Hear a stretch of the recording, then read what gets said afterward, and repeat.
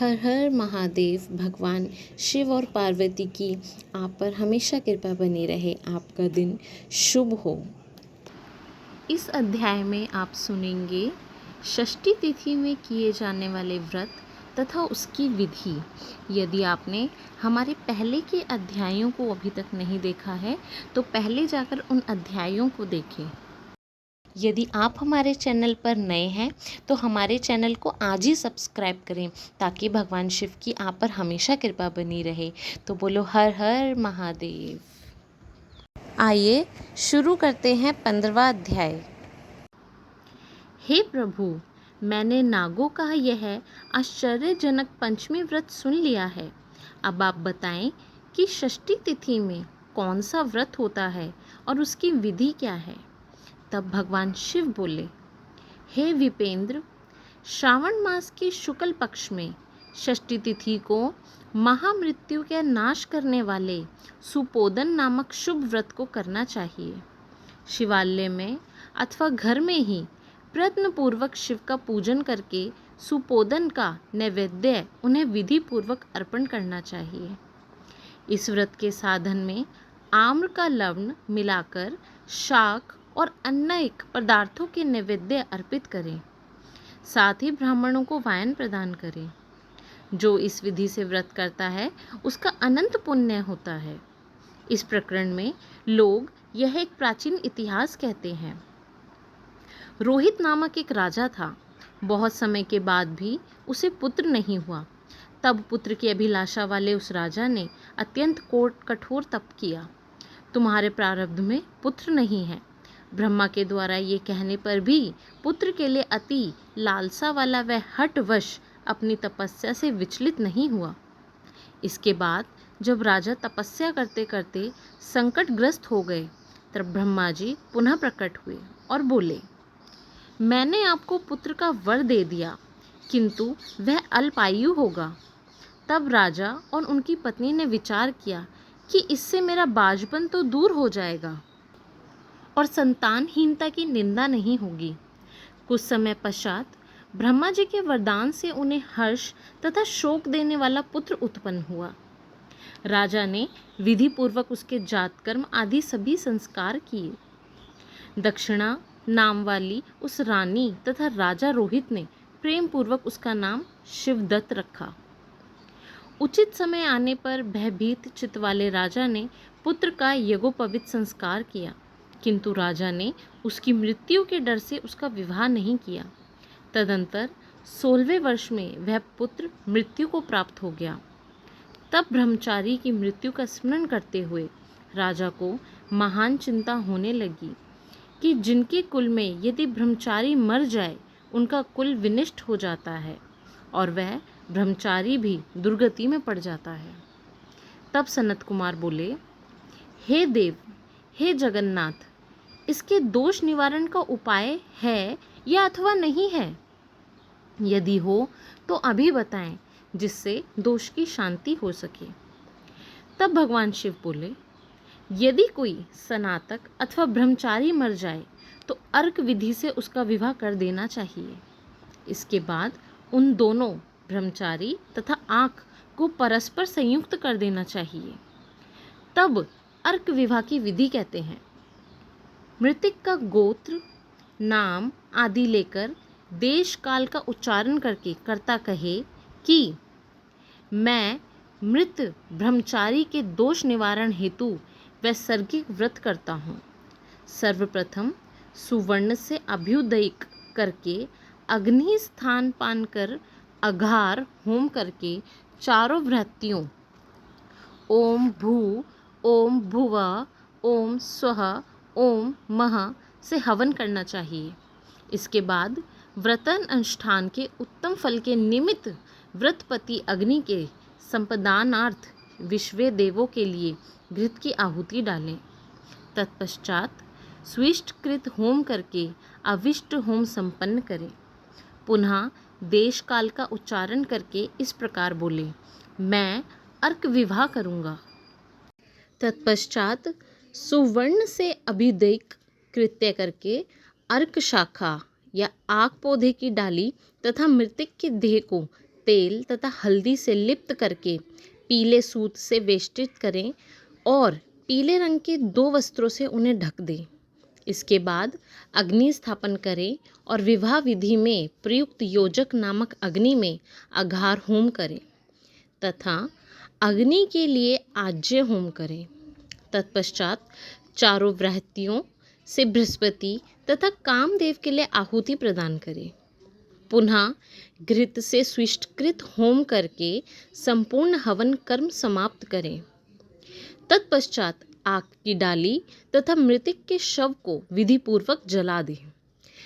मृतक तथा मृतव्रण मरने की स्थिति वाले के निमित्त 6 वर्ष तक इस व्रत का अनुष्ठान करना चाहिए। इस अवसर पर 30 ब्रह्मचारियों को नवीन कोपिन वस्त्र प्रदान करने चाहिए और हस्त प्रमाण अथवा कान तक लंबाई वाले दंड तथा कृष्ण मृग चर्म भी प्रदान करने चाहिए।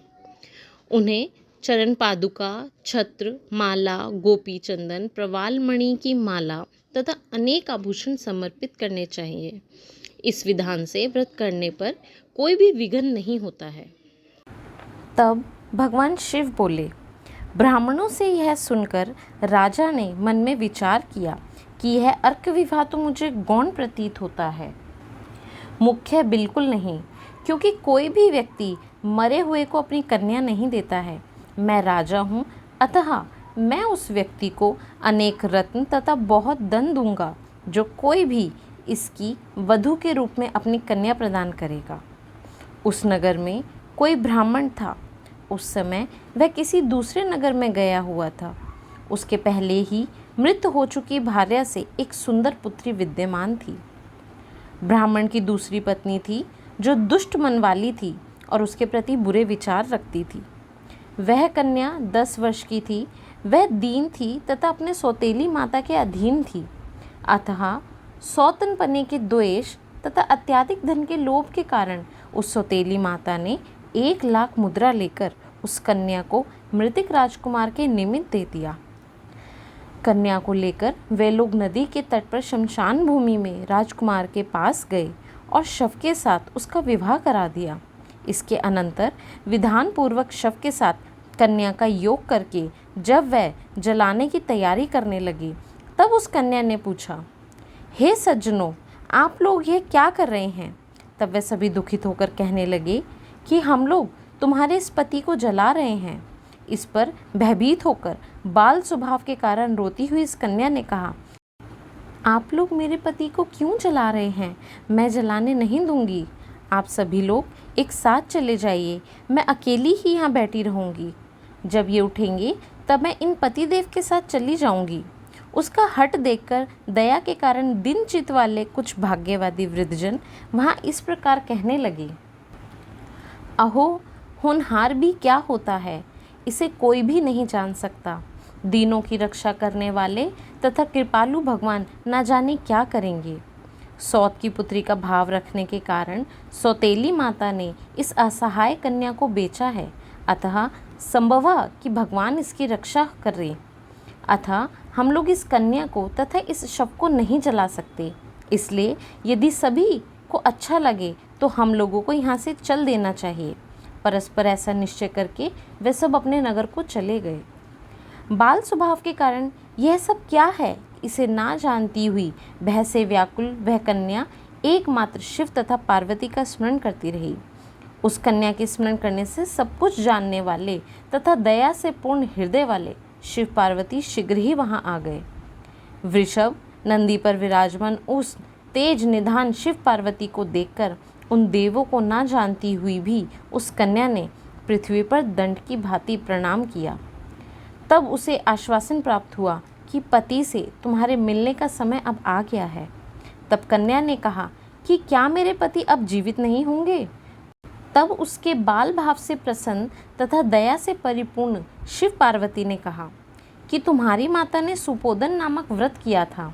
उस व्रत का फल संकल्प करके तुम अपने पति को प्रदान करो।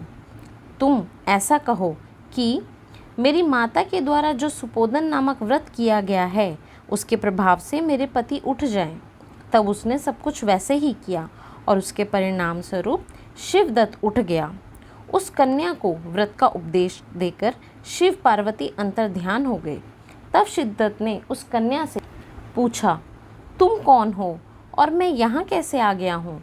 तब उस कन्या ने कुछ वृत्तांत कहा और इस प्रकार रात्रि व्यतीत हो गई।